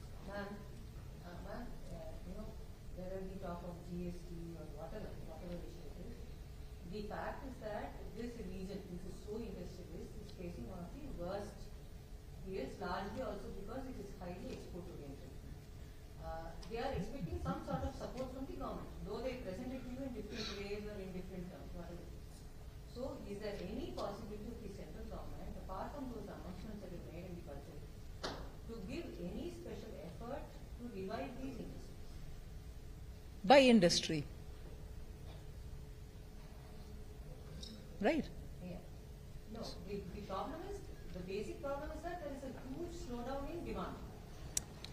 Ma'am, it's very well for you as a journalist to give me this picture of, broader economic and smaller issues which come into this. Smaller meaning micro level issues.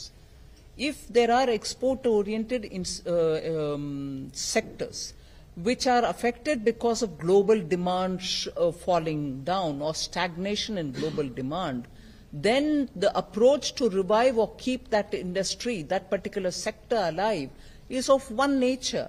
I have to address that for that industry.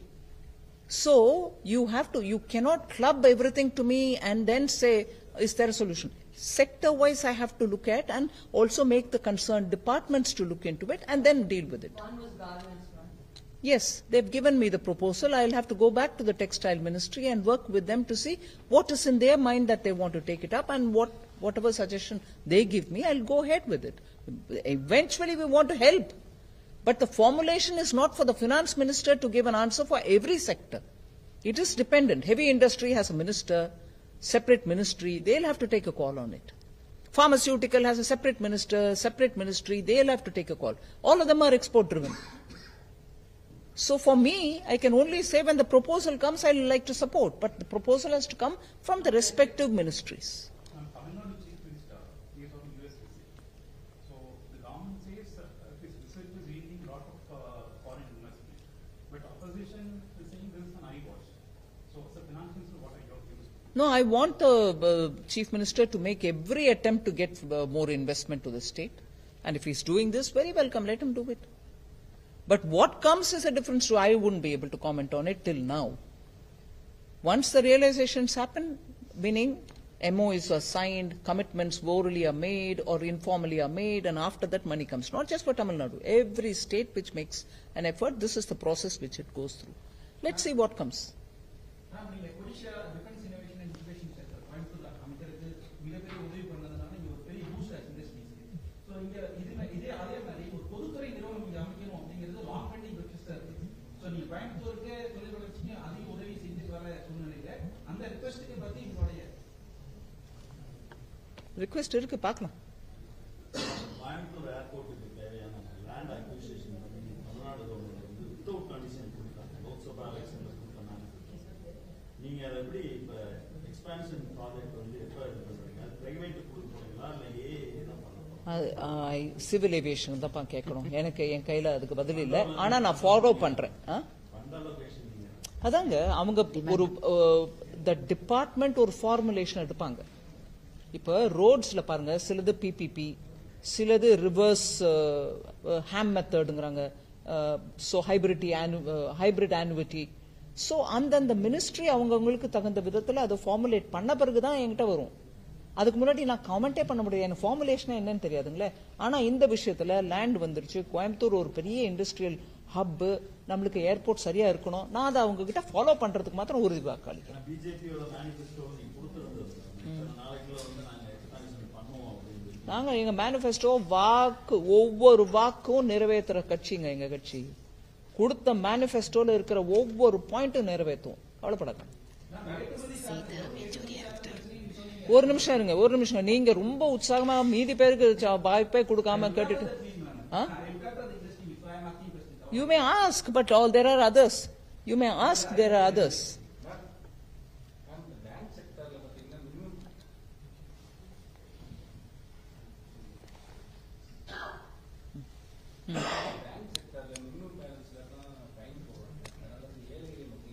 இல்லைங்க, தப்பான செய்தி. தயவு பண்ணி இங்க நான் இருக்கக்கூடிய எல்லாருக்கும் கை கூப்பி விண்ணப்பம் வச்சுக்கிறேன். இந்த செய்தியை மாத்திரம் நீங்க தயவு பண்ணி வித்வுட் வெரிஃபிகேஷன் போடாதீங்க.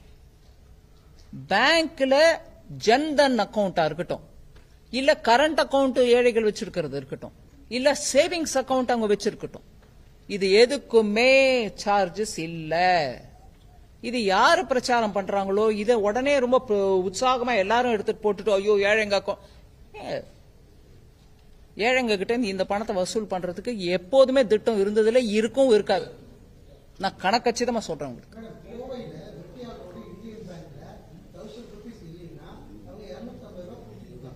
நீங்க எனக்கு கம்ப்ளைண்ட் கொடுங்க, நான் ஆக்ஷன் எடுக்கிறேன்.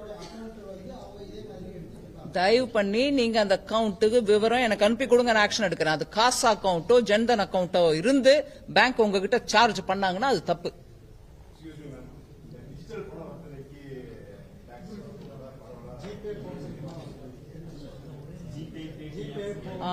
இல்லைங்க, அது ஜிஎஸ்டி கவுன்சில் பார்க்கணும், அது இன்னும் அதுல முடிவு எடுக்கல.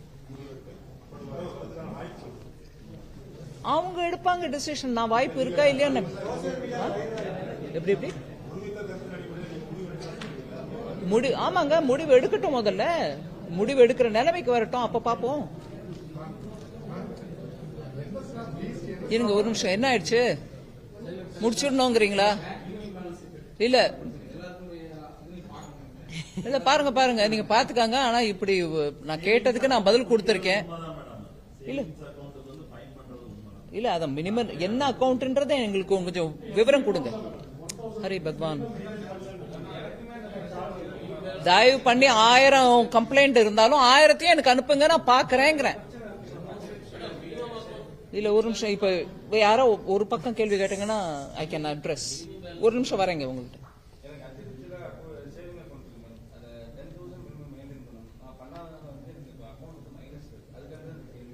நீங்க கேட்டது சரிங்க. அந்த பேங்க்ல நீங்க அக்கவுண்ட் ஓபன் பண்ணும்போது 10,000 ரூபாய் மினிமம் பேலன்ஸ் வச்சிருந்தா தான் உங்க அக்கவுண்ட் இங்க அப்படின்ற மாதிரி உங்ககிட்ட சொல்லி அக்கவுண்ட் நீங்க சேர்ந்திருந்தீங்கன்னா மினிமம் பேலன்ஸ் வைக்க வேண்டியிருக்கும். பட் நான் சொன்ன விவரம் உள்ள அக்கவுண்ட்ஸுக்கு கவர்மெண்ட் ரூல் பிரகாரமே அவங்க சார்ஜ் பண்ண முடியாது.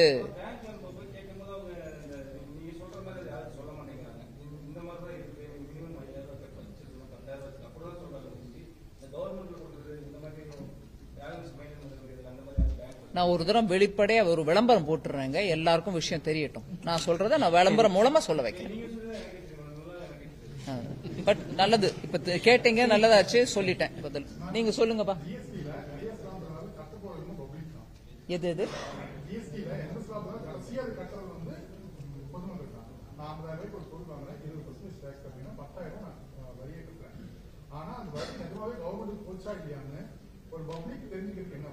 பில்லு வாங்கணும், அதுல அந்த சிஜிஎஸ்டி எஸ்ஜிஎஸ்டி அப்படின்னு போடணும். அதை தவிர சும்மா ஒரு நீங்க இவ்வளவு கிளியரா நல்லா கேக்குறீங்கன்றதுனால சொல்றேன், ஒரு போர்ட்டல் ஒன்னு கிரியேட் பண்ணிருக்காங்க.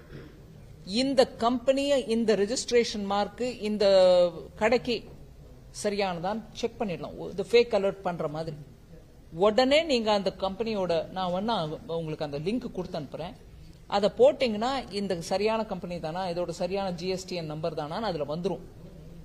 நீங்க அதுக்கு மேல டைம் ஸ்பெண்ட் பண்ணவே வேண்டாம். ஜஸ்ட் அந்த கம்பெனியோட ஜிஎஸ்டிஎன் நம்பர் டைப் பண்ணி அந்த கம்பெனி பேர் போட்டீங்கன்னா அது மேட்ச் ஆகுதா இல்லையா, இல்ல ஃபேக் நம்பரா, இந்த வரி இவங்க கலெக்ட் பண்றாங்க ஆனா கவர்மெண்ட்டுக்கு போவாதா அப்படிங்கறது உங்களுக்கு வெளிப்படையா தெரிஞ்சிடும். அந்த லிங்க் உங்களுக்கு நான் அனுப்புறேன். இல்ல அவங்க பில்ல தட் தே ஆர் அப்லோடிங் இட்ன்றது கூட உங்களுக்கு தெரிய வரும். சரிங்களா? ஒருவேளை உங்களுக்கு டவுட் வந்துச்சு அதுக்கப்புறம் கூடனா நீங்க எனக்கு இந்த இன்ஃபர்மேஷனை கொடுத்து அனுப்பினா இம்மீடியட் ஆக்ஷன் எடுப்பாங்க. உங்க மேல இல்ல, அவங்க மேல. விஸ்வகர்மா லோன் வந்து இந்தியா முழுக்க இது பண்ணிருக்கோம், தமிழ்நாட்டிலையும் ஸ்ரீலங்காலையும் எந்த ஸ்டேட்ல இது அதிகமா இதா இருக்கு? ஏன் ஒட்டுமொத்தமா இது பெரிய வரவேற்பு இருக்கு? ஒட்டுமொத்தமா நல்ல வரவேற்பு இருக்கு. ஆனா தமிழ்நாட்டுல சிலதான நாங்க எடுத்துன்னு வரக்கூடாதுன்னு எங்க மனசுல வந்துருச்சுங்க. இது குலத்தொழிலே இல்ல, விஸ்வகர்மான்றதுக்கு வர்ணனை நாங்க முதல்ல கொடுத்துட்டோம். யாரா இருந்தாலும் அவங்க கையில ஒரு உளியோ சுத்தியோ ஒரு சின்ன ஒரு வெப்பனோ வச்சுட்டு அவங்க வேலை பண்றாங்கன்னா அவங்க விஸ்வகர்மா. இது ஜாதியோட கனெக்ஷனே இல்ல. அதனாலதான் 18 தொழில் அதுல லிஸ்ட் பண்றது. அதுல முடி திருத்துபவரும் இருக்காங்க, சிமெண்ட் பிரிக் வச்சு வேலை பண்ற மேஸ்திரியும் இருக்காரு, படகு தயார் பண்றவங்களும் இருக்காங்க. அது யாரா இருந்தாலும் சரி, அந்த வேலையை பண்ணிட்டு இருக்கவங்களுக்கு நம்ம ட்ரைனிங்கும் கொடுக்கறோம். 500 ரூபாய் பெர் டிஎம் கொடுக்கறோம். அதை தவிர 15,000 ரூபாய் கிட் கொடுக்கறோம் அவங்க தொழிலுக்கு. அதனால மத்திய அரசின் மூலமா நல்ல திட்டங்கள் வந்துருதே அப்படின்றதுக்கு ஒவ்வொன்னுத்துக்கும் தடை ஏற்படுத்தி அதுல இந்த திராவிட அரசியலோட லைன் இருக்கு பாருங்க. குலத்தொழிலுக்கு எகேன்ஸ்ட் நாங்க, ஜாதிக்கு எகேன்ஸ்ட் நாங்க, ஹிந்திக்கு எகேன்ஸ்ட் நாங்க. இங்க நடக்கிறதையெல்லாம் எடுத்து போட்டு பாருங்க நீங்களே. ஜாதிக்கு எகேன்ஸ்ட் நீங்க, சமத்துவம் நீங்க. ஸ்கூல்ல வெட்டி கொள்றாங்க பிள்ளைங்க, ரோட்ல காஸ்ட் வார் நடக்குது. நான் மணிப்பூரை பத்தி உங்களுக்கு பதில் கொடுக்கறேங்க. நாங்க பாஞ்சு ஓடுற ஆளுங்க இல்ல. நீங்க குதர்க்கமா நடுவுல நான் பதில் சொல்லும் போது கேள்வி கேட்காதீங்க. நான் கேட்கிற கேள்வி நியாயமானதா இருந்தா கேளுங்க, இல்லன்னா இல்லைங்க வேற விதம் சொல்லுங்க. நடுவுல கேட்கறதுனால நான் ஓடிட மாட்டேன். மணிப்பூருக்கும் பதில் கொடுக்கறேன். சோ இங்க ஜாதி கலவரம், குடி தண்ணி இல்ல மலத்தை கலந்த ஸ்டேட் இந்த ஸ்டேட்ல.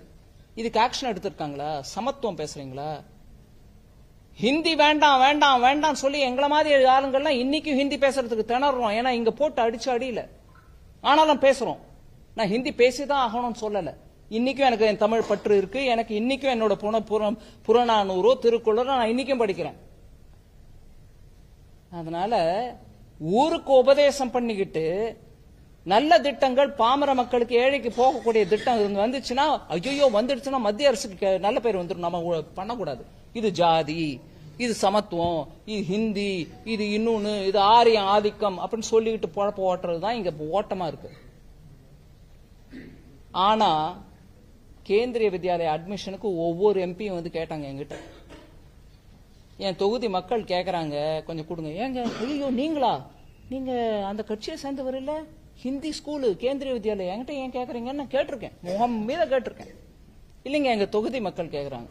அப்போ தொகுதி மக்களுக்கு மாத்திரம் கேவி குவாய்ட்டா நீ வாங்கிட்டு போயிடுவ. ஆனா வெளியில பிரச்சாரம் பண்றோம் கேவி கேந்திரிய வித்யாலயா ஹிந்தி திணிப்பு. என்ன ஹிப்போக்ரசி இது? என்ன ஹிப்போக்ரசி? இது முதல் முறையை நான் சொல்லல, நிறைய பேர் சொல்றாங்க இங்க தமிழ்நாட்டுல. பெரிய பெரிய ஆளுங்க அரசியல்ல பெருசா இருக்கிறவங்க அவங்க வீட்டு உறுப்பினர்கள் நடத்துற ஸ்கூல்ல ஹிந்தி கத்து கொடுக்கறாங்க.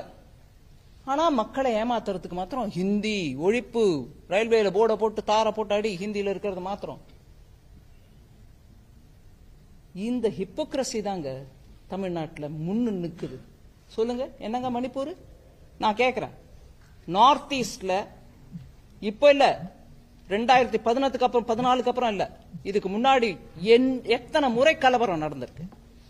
உதாரணத்துக்கு நாங்க சொல்றேன், மிசோராம்ல நடந்த ஒரு மேஜர் கலவரத்துல ஆர்மியை அனுப்பி நம்ம மக்களையே கொலை பண்ண வச்சது காங்கிரஸ் கட்சி. நீங்க மணிப்பூர் மணிப்பூர் மணிப்பூர்னு எத்தனை தரம் வேணா கேளுங்க, இதுக்கு பதில் காங்கிரஸ்காரங்க கிட்ட இருந்து கேட்டு வாங்குங்க. இதுக்கு முன்னாடி மணிப்பூர்ல நடந்த கலவரம் டைம்ல எத்தனை மத்திய அமைச்சர்கள் போயிருக்காங்க மணிப்பூர்? ஹோம் மினிஸ்டர் போய் 3 நாள் இருந்தாரு, அங்கேயே இருந்தார். இந்த குரூப் அந்த குரூப் இல்லாம எல்லா குரூப்பையும் போய் பார்த்துட்டு வந்தார். மணிப்பூர், நான் உங்களை கேட்கிறேன், மணிப்பூர் நீங்க போய் யாரை கேட்கணுமோ கேளுங்க. நீங்க பத்திரிகையாளர், அவங்க சொல்றதை எங்களை கேட்பீங்க, எங்களை நாங்க சொல்றதை அவங்களையும் கேட்பாங்க நான் நம்புறேன். போய் தயவு பண்ணி அவளுங்க கேளுங்க. ஏங்க மிசோராம்ல நம்ம மக்களே போய் அடிக்கிறதுக்கு ஆர்மி அனுப்பினீங்களா? அது எந்த விதத்துல ஜனநாயகம்? இருங்க, நீங்க உடனே தடுக்கல பாஞ்சா பாய்க்கு பாய்க்கிற கதை என்கிட்ட விடாதீங்க. தயவு பண்ணி இருங்க, ஒரு நிமிஷம் முழுமையா கேட்டுட்டு அப்புறம் பேசுங்க. ஹோம் மினிஸ்டர் போய் 3 நாள் இருந்தாருன்னு நான் சொல்றேன், பவர்ல இருக்கிறவங்க தான். ஆனா இந்த கேள்வி குதர்க்கமா கேட்கறவங்க, உங்களை சொல்ல நான் கேட்கறவங்க, அவங்கள நீங்களும் திருப்பி கேட்கணும். அதான் அது ஒன்னே தான். பிரைம் மினிஸ்டர் பதில் கொடுக்கலன்னு வாங்க.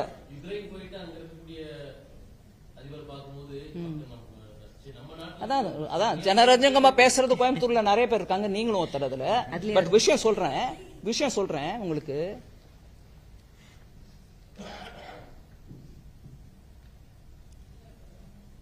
நீங்க எதுவும் சொன்னீங்க, அதுல எனக்கு டைவர்ட் ஆயிடுச்சு. ஒரு நிமிஷம். இல்ல பிஎம் நான் சொல்றேன் உங்களுக்கு. அது பிஎம் பார்லிமெண்ட்ல பதில் கொடுக்கணும், சர்ச்சை வேணும்.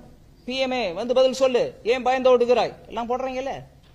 அவர் வந்து பதில் சொல்றதுக்கு வந்து நின்ன போது எப்படி இருந்துச்சுங்க ஹவுஸ்? Walk out. அதுக்கப்புறம் கத்தின கத்தல் என்ன? பதில் கொடுக்கிறாருல்ல, கேட்டுக்கங்க.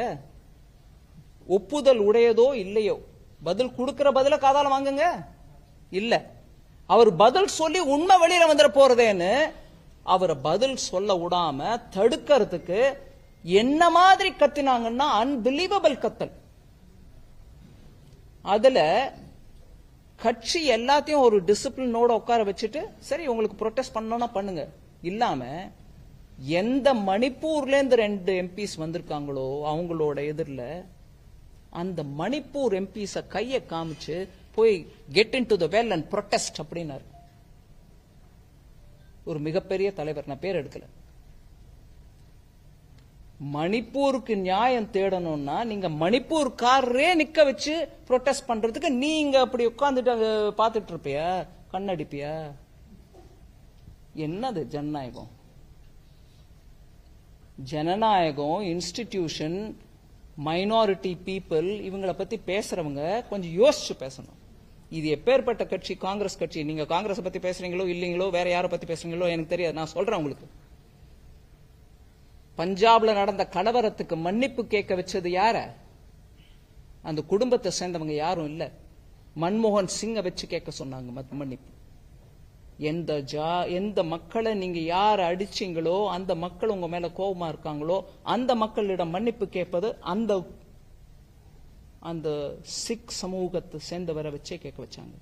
நான் இன்னைக்கு நேத்துக்கு பார்லிமெண்ட்ல பாக்குறேன், மணிப்பூருக்கு நியாயம் கேட்கறவங்க மணிப்பூர் எம்பிஸ் கீழே வெள்ளில இறங்குனாரு. கொஞ்சம் நியாயம் இருக்கணும், ஈவு இறக்கணும், மனசுல இருக்கணும். மத்திய கல்விக் கொள்கை ஏற்காதனால தமிழகத்துக்கு வழங்கப்படக்கூடிய பள்ளிக்கல்வித்துறைக்கான 523 கோடி வந்து நிறுத்தி வச்சிருக்காங்க. அதுக்கு தர்மேந்திர பிரதான் நல்ல பதில் கொடுத்திருக்காரு விவரமா. நீங்க MOU சைன் பண்றேன்னு ஒத்துக்கிட்டு அதுக்கு லெட்டர் எழுதிட்டு அந்த MOU ஃபார்மேட் உங்களுக்கு அனுப்பி கொடுத்த பிறகு அதை மொத்தம் தலைகீழா மாத்தி கொண்டு போய் கொடுத்துட்டு MOU சைன் பண்ணுங்கன்னா, MOUங்கிறது ஒரு டைப், எல்லா ஸ்டேட்டுக்கும் அதே போகுது. நீங்களும் அதே மாதிரி MOU கொடுத்து கையெழுத்து போட்டுக்கங்க.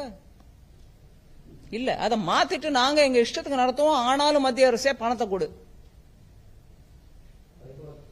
சென்னை 2வது மெட்ரோ ரயில் திட்டங்களுக்கு வந்து நிதி வாங்குறது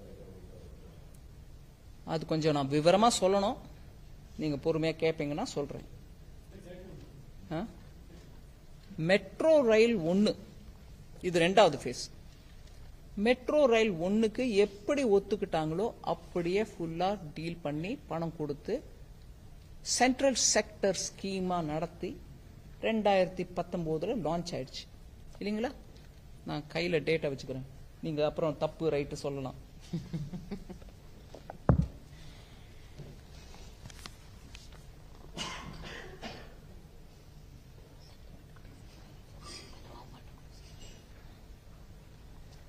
So first phase Chennai metro 54 kilometre length, 2 line. இது 2015 ஆரம்பிச்சு கம்ப்ளீட்லி சென்ட்ரல் கவர்மெண்டோட ப்ராஜெக்டா, சென்ட்ரல் செக்டர் ஸ்கீமா 19 லான்ச் ஆயிடுச்சு. அதுல இன்னைக்கு தேதி வரைக்கும் 4 லட்சம் பேர் ஒவ்வொரு நாளும் டிராவல் பண்றாங்க.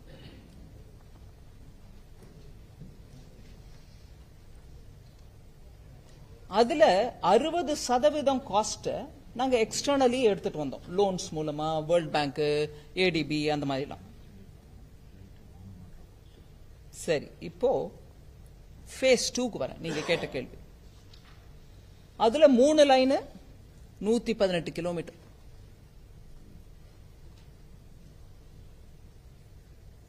ஃபர்ஸ்ட் ஃபேஸ் இது சென்ட்ரல் செக்டர் ஸ்கீம், அதாவது சென்ட்ரல் கவர்மெண்டோட ஸ்கீம். ஃபேஸ் 2 2018 ஸ்டேட் கவர்மெண்டோட proposal that it will be a state sector scheme.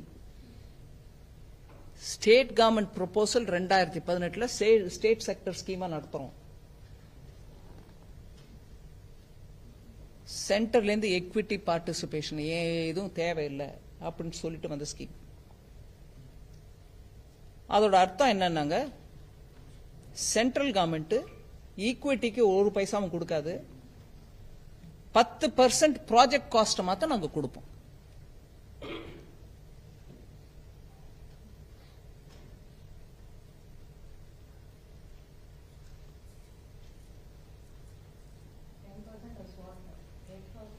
No, it's a participation for what you call some essential administration. I'll explain that. Project cost it would be part of the project cost.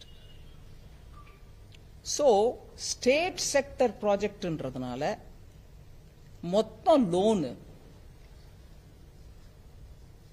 State கவர்மெண்டோட fiscal டெபிசிட்ல count ஆகணும். அதுதான் கடன் யாரு மேல உழுது, கடன் payment ஒண்ணு, கடன் நீங்க பாரோவிங்க உங்க மேல போட்டுக்கிறீங்களா சென்டர் மேல போடுறீங்களா. சென்ட்ரல் செக்டர் ஸ்கீம்னா சென்டர் மேல இருக்கும்.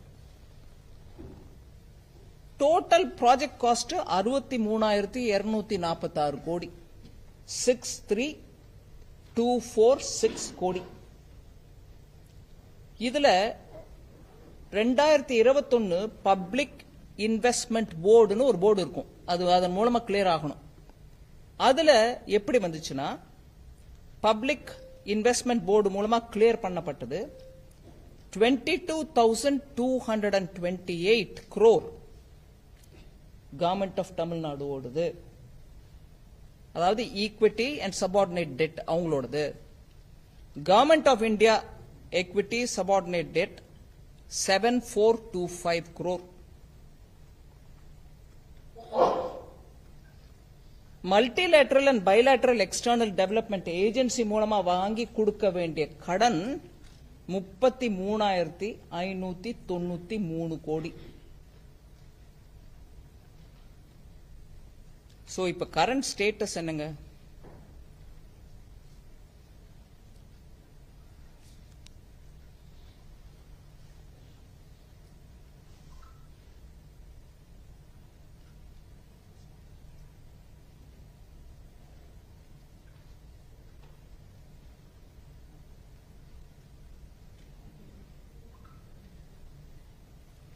ரெண்டாயிரத்தி 22க்குள்ள கவர்மெண்ட் ஆஃப் தமிழ்நாடு மத்திய அரசு நெகோசியேட் பண்ண லோன்ஸ் ஏஐஐபி, என்டிபி, ஏடிபி இவங்க எல்லார்கிட்டையும் நெகோசியேட் பண்ணி எங்களுக்கு லோனுக்கு அரேஞ்ச் பண்ணி கொடுங்க அப்படின்னு சொல்லிட்டாங்க. உங்களுக்கு ரொம்ப டீடைல்டா சொல்லாம ரஃபா வருஷம் நடந்தது சொல்றேன். 2018 டிசம்பர் ஜைகாவோட லோன் அக்ரிமெண்ட் ஆச்சு. 2021 அக்டோபர் ஏஐஐபியோட லோன் அக்ரிமெண்ட் டிஸ்கஷன் பண்ணிட்டோம். 2022 டிசம்பர் திருப்பி இன்னொரு டிரான்ச் ஜைகாவோட டிஸ்கஷன் ஆயிடுச்சு, ஜப்பானீஸ் ஏஜென்சியோட. 2022 டிசம்பர்லயே இன்னொன்னு ஏடிபியோட ஆயிடுச்சு. 2023 ஜூன் ஏஐஐபியோட இன்னொரு டிரான்ச். மொத்தம் 21,560 கோடிக்கு நாங்க நெகோசியேட் பண்ணி லோன் வரவழைச்சிட்டோம்.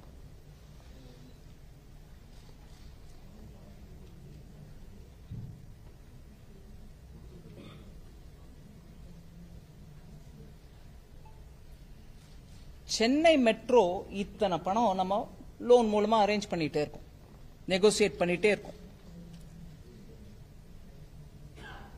21,560 கோடி ஏற்பாடு ஆயிடுச்சுங்க. 18, 21, 22, 22லயே 11, 23 இப்படி வெளிநாட்டில் இருக்கக்கூடிய ஆர்கனைசேஷன்ஸ் மூலமா வரவழைச்சு கொடுக்கிறோம் லோன். இந்த 21,560 கோடியில யூட்டிலைசேஷன், அதாவது இப்ப வரைக்கும் எவ்வளவு உபயோகிச்சிருக்காங்கன்றதுக்கு கணக்கு சொல்றேன். 5,880 கோடி, அதாவது 27% தான் இப்ப வரைக்கும் யூட்டிலைஸே பண்றாங்க. பணம் இருக்குது, வந்துருச்சு, நீங்க அதை வச்சு நடத்தலாம். ஆனா இவ்வளவுதான் யூட்டிலைஸே பண்றாங்க. சோ லோன் அக்ரிமெண்ட் சைன் ஆயிடுச்சு, 21,560 கோடி வந்துருச்சு. ஆனா நாங்க இப்ப வரைக்கும் 5,880 கோடி தான் உபயோகிச்சிருக்கோம். இதுல நான் உங்களுக்கு முன்னாடியே சொன்ன ஒண்ணு, ஸ்டேட் செக்டர் ப்ராஜெக்டா இருந்துச்சுன்னா FRBMல நீங்க கடன் வாங்கும் போது, அது ஸ்டேட் சட்டங்க, சென்ட்ரல் சட்டம் இல்ல, மோடி போட்டார் எங்க மேல கண்ட்ரோல் இல்ல. ஸ்டேட் கவர்மெண்ட் ஸ்டேட்ல அசம்பிளியில பாஸ் பண்ணப்பட்ட FRBM ரூல் பிரகாரம்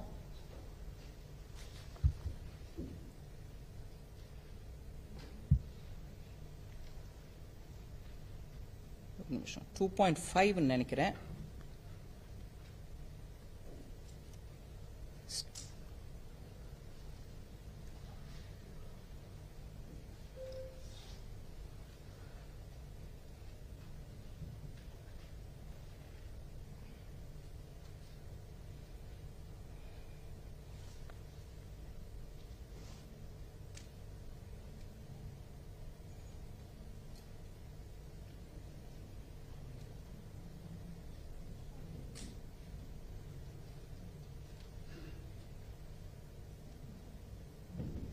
சாரி, ஒரே ஒரு நிமிஷம் எடுத்துக்கிறேன்.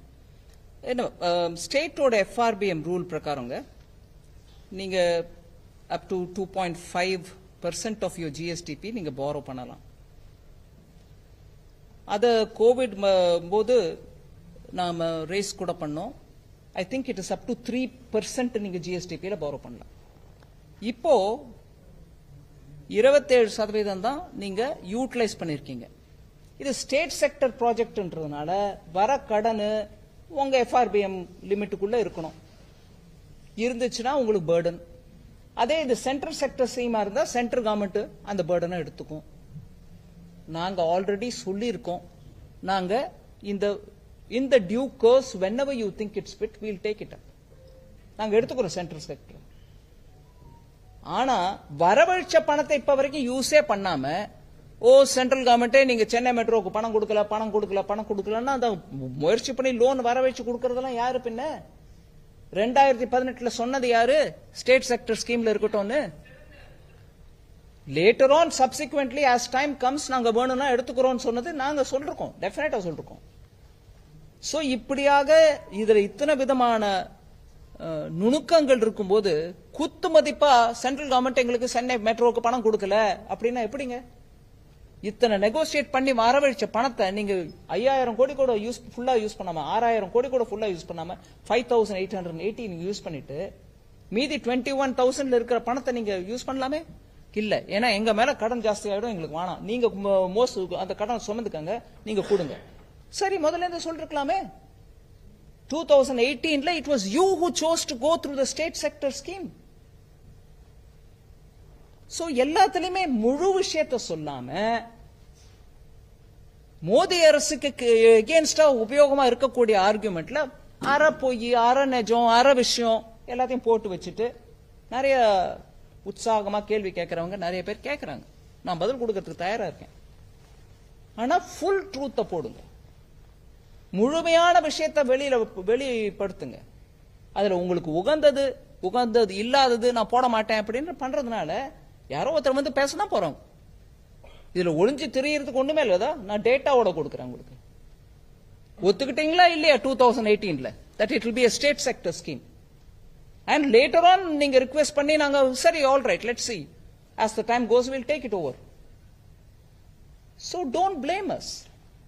ஆக்ஷன் எடுக்கல அப்படின்ற அளவுக்கு பேசாதீங்க. இத்தனை நெகோசியேஷன் ஆயிருக்கு, இவ்வளவு 21 கோடி நாங்க மல்டிலேட்டரல் லோன்ஸ் அரேஞ்ச் பண்ணிட்டு தான் இருக்கோம் ஃபார் சென்னை மெட்ரோ, வேற யாருக்கும் இல்ல. Is that a similar issue for the Coimbatore Metro also, because the project, For what? the Coimbatore Metro project has been returned by the center now. I don't know the details. I'll have to find out. I think in the DPR itself some issue. ராகுல் Gandhi US போயிருக்காரு. என்னங்க? எதிர்க்கட்சி அந்தஸ்தோட வந்துட்டு ராகுல் காந்தி வந்து US போயிருக்காங்க. அங்க அவருடைய பேச்செல்லாம் எப்படி பாக்குறீங்க மேடம்? அது இந்தியாவுக்கு மாதிரி கருத்தா சொல்லி டெஃபினட்டா நீங்க பிரதமரை கிரிட்டிசைஸ் பண்ணுங்க, பிஜேபியை கிரிட்டிசைஸ் பண்ணுங்க, இந்த கவர்மெண்ட்டை கிரிட்டிசைஸ் பண்ணுங்க, எத்தனையோ விஷயம் எடுத்து சொல்லுங்க. நாங்க அதுக்கு பதில் சொல்ல கடமைப்பட்டிருக்கோம், பதில் சொல்லுவோம். ஆனா வெளிநாட்டுல போய் பேச்சு சுதந்திரம் எனக்கு தான் இருக்குன்றதுனால இத்தனை விமர்சிக்கிறது, அதோட இல்லாம பாரத நாட்டுக்கு விரோதமா செயல்படுற ஒவ்வொரு ஆளையும் பார்த்து பேசியிருக்காரு. இது நான் சும்மா கற்பனையில சொல்ல, போட்டோ வந்துட்டே இருக்கு. பாகிஸ்தான் பணம் கொடுத்து பிஓகேக்கு, பாகிஸ்தான் ஆக்குபைடு காஷ்மீருக்கு போன ஒரு பெண் செனட்டர், காங்கிரஸ் உமன், அவங்கள கூட பார்த்து பேசுறாருங்க. ஏங்க இது நாட்டுக்கு, நீங்க நாட்டுக்குள்ள எத்தனை வேணா விரோதம் பேசுங்க, கொள்கை விரோதம் பேசுங்க, அரசியல் விரோதம் பேசுங்க, இல்ல உங்களுடைய எக்கனாமிக் பாலிசி எங்களுக்கு ஒத்துக்காது, இது இப்படி இருக்கணும் அப்படி, தாராளமா. அதுல நம்ம எலெக்ஷன் கண்டெஸ்ட் பண்றோம், மக்கள் ஏத்துக்கிறாங்க, மத்த மக்கள் நிராகரிக்கிறாங்க, என்ன வேணா நடக்கட்டும். ஆனா வெளிநாட்டுல போய் நம்ம நாட்டுக்கு எகேன்ஸ்டா இருக்கக்கூடிய சக்திகளோட உட்கார்ந்து அங்க போய் கண்டபடிக்கு ஸ்டேட்மெண்ட் கொடுக்கறது, நீங்க தனிநபரா இருந்த போது கொடுக்கறதே தப்பு, நம்ம நாட்டுக்கு நல்லது இல்ல. அதுவும் இப்ப லீடர் ஆஃப் த ஆப்போசிஷனா இருக்கிற பதவியில இருக்கக்கூடிய ஒருவர் இப்படி போய் பண்றாருன்னா இது கேள்வி கேட்கறது யாரும் இல்லையா?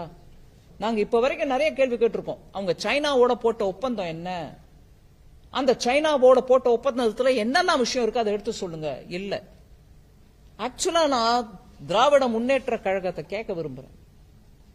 உங்க தோழமை கட்சி வெளிநாட்டுல போய் அவங்க இப்படி பேசுறாங்க, நாட்டுக்கு விரோதமா நிறைய செயல்பாடு இருக்கு, சைனாவோட அக்ரிமெண்ட் போடுறாங்க, அதை பத்தி நீங்க கேட்க மாட்டீங்களா? தோழமை கட்சியோட இருக்கும்போது அந்த தோழமை கட்சி பண்ணக்கூடிய செயல்பாடுகள் நாட்டுக்கு விரோதமா இருக்குன்னு தோணுச்சுன்னா அதை பத்தி கேள்வி கேட்க மாட்டீங்களா?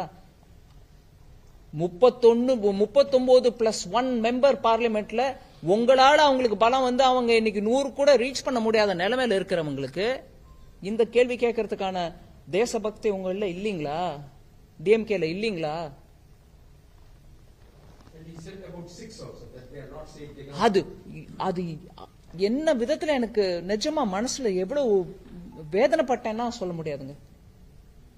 சீக்ஸுக்கு, அதான் சர்தார்ஜிங்கிறோம் நம்ம தமிழ்நாட்டுல, அந்த சீக்கியர்களுக்கு ஆப்கானிஸ்தான்ல அவங்களோட குருத்வாரா போட்டு அடிச்சு நொறுக்கி அதுல இருக்கக்கூடிய பவித்திரமா இருக்கக்கூடிய சில பொருள்களை நாசனம் பண்ண போறாங்கன்ற செய்தி கிடைச்சு நம்ம அம்பாசிடர் மூலமா அதை போய் மரியாதையை எடுத்துக்கிட்டு வந்து டெல்லி ஏர்போர்ட்ல இறங்கும் போது ஹர்தீப் பூரி அவர்களே போய் அதை தலைமையில வச்சு மரியாதையை எடுத்துட்டு வந்து ஒரு நல்ல ஒரு அவங்களுக்கு ஏதுவா இருக்கக்கூடிய ஒரு இடத்துல வச்சது.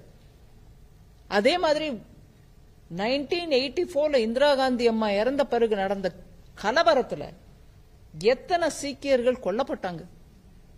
அதுல முன்னிலையில நின்று அதெல்லாம் பண்ணுங்கடா, கொலை பண்ணுங்க அப்படின்னு ஆர்டர் கொடுத்த காங்கிரஸ் லீடர்ஸ்க்கு மேல இன்னைக்கு தேதி வரைக்கும், இன்னைக்கு தேதினா ஒரு 5 வருஷத்துக்கு முன்னாடி வரைக்கும் ஆக்ஷனே எடுக்காம இருந்தாங்க. அந்த ஆக்ஷன் எல்லாம் எடுக்க வச்சது நரேந்திர மோடி அவர்கள். கோர்ட் மூலமா அவங்களுக்கு இன்னைக்கு சார்ஜ் ஷீட் அவர் மேல போடப்பட்டிருக்கு, காங்கிரஸ்ல இந்த கலவரத்துக்கு பின்னாடி இருந்தவர். ஆனா அந்த குடும்பம் அவங்கள எப்போதும் பக்கத்துல வச்சுட்டே இருப்பாங்க. சீக்கியர்களுக்கு எதிராக இவ்வளவு நீங்க பண்ணிக்கிட்டு அங்க போய் அவர் கொடுத்த ஸ்டேட்மெண்ட் எவ்வளவு உபயோகமா இருந்துச்சுன்னா யாருக்கு? கனடால இருக்கக்கூடிய அந்த கனிஷ்கான்ற நம்மளுடைய ஏர் இந்தியா பிளைட்டை பாம்பு போட்டு வெடிச்சு எத்தனையோ மக்கள், தமிழ்நாட்டில் எத்தனை பேரோட குடும்பங்கள்ல அட்லீஸ்ட் ஒரு மெம்பர் இறந்திருப்பாங்க அந்த கலவரத்துல. எங்க குடும்பத்துல இருந்தும் இறந்து போனவங்க இருக்காங்க.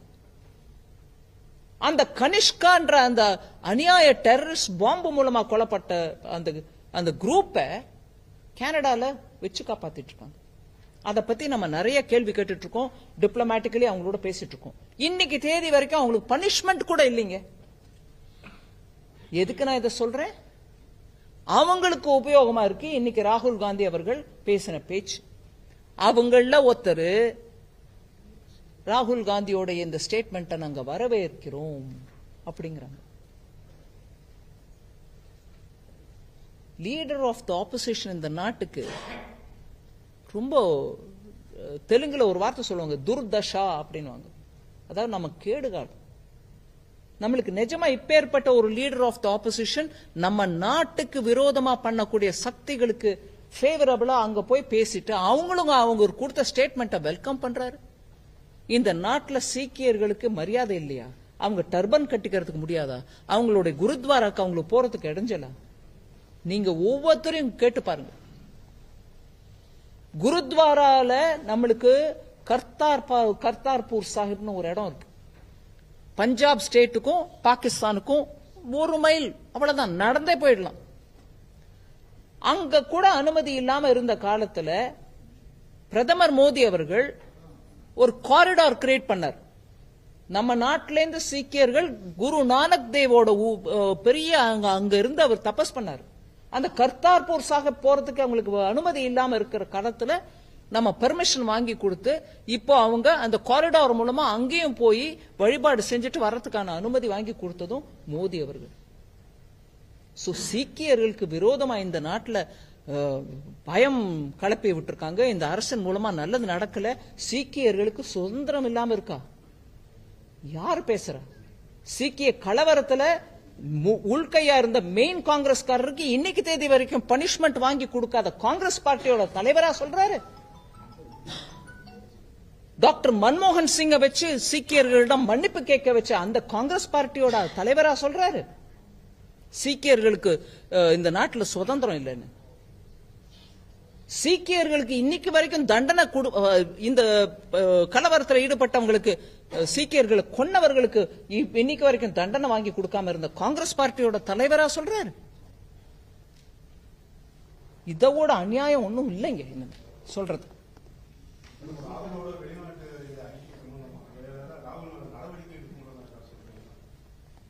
முதல்ல அந்த கட்சியை ஒத்துக்குதான் கேட்கணும்.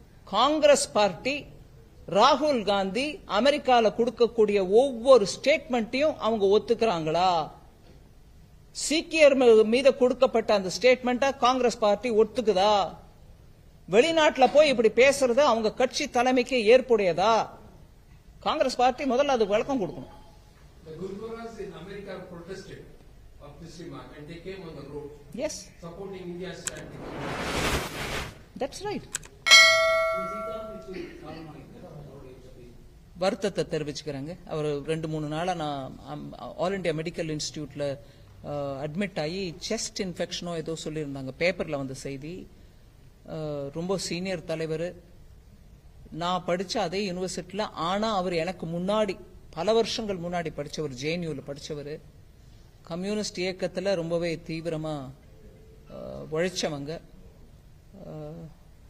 பார்லிமெண்ட்ல ராஜ்யசபால அவர் மெம்பரா இருக்கும்போது நான் அப்பதான் நுழைஞ்ச புதுசு 2014 அவங்க மெம்பரா இருந்து அவரை பார்த்திருக்கேன் பார்லிமெண்ட்ல செயல்படுதல. ஆழ்ந்த அனுதாபங்கள். நன்றிங்க.